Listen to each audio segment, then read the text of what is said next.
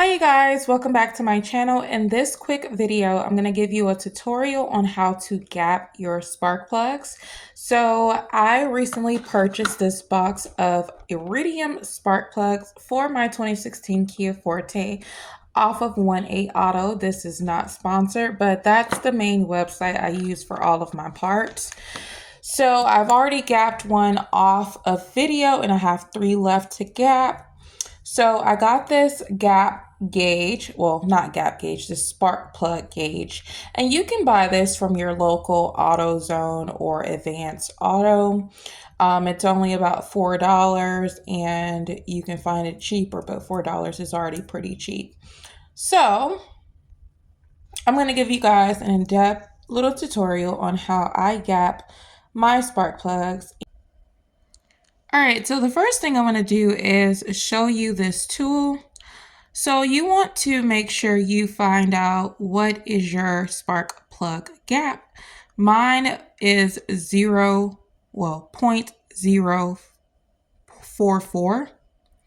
I went ahead and gapped a spark plug off. You should do this with your pre-gapped spark plugs as well. It's always better to be safe than sorry. So this is a spark plug as it came out the box. Just going to pull this top off.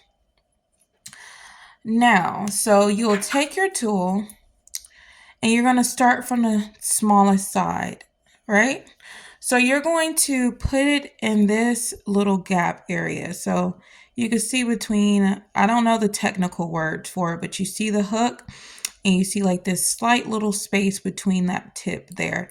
So you're going to take your gauge starting at the smallest side, so the 0.020 side, and you're going to put it in that space like so, and you're going to gently run it across until it stops. And when it stops, that's going to tell you, let's redo that. When it stops, that's going to tell you what your gap is. So mine literally just stopped on, I don't know if you guys can see that, but mine basically just stopped on 0.035. So my car is almost, I don't know, a tenth, if that's how I say it, more than that. So I need to open this up. So what you're going to do is you're going to go on the inside of your gap tool where you have one hook on the inside, and then that back part, you're going to let it rest against this aluminum part. I presume that's aluminum. And you're just going to give it some pressure and slowly open it up, and then keep remeasuring using your tool until you get it to your desired gap. So I'm going to do this off camera because it's more, I have more maneuverability off camera, but when I get it open, I'll come back and show you guys that. All right. All right. So if you guys can see now, it measures right around that 0.044 area, which is set perfectly for my car. So you're going to do this to all of your spark plugs. And my tip is once you gap it, go ahead and put the seal back on. This is the seal that came in the packaging. Put it in a box and separate it away from the rest of your spark plug so that you don't kind of double work yourself.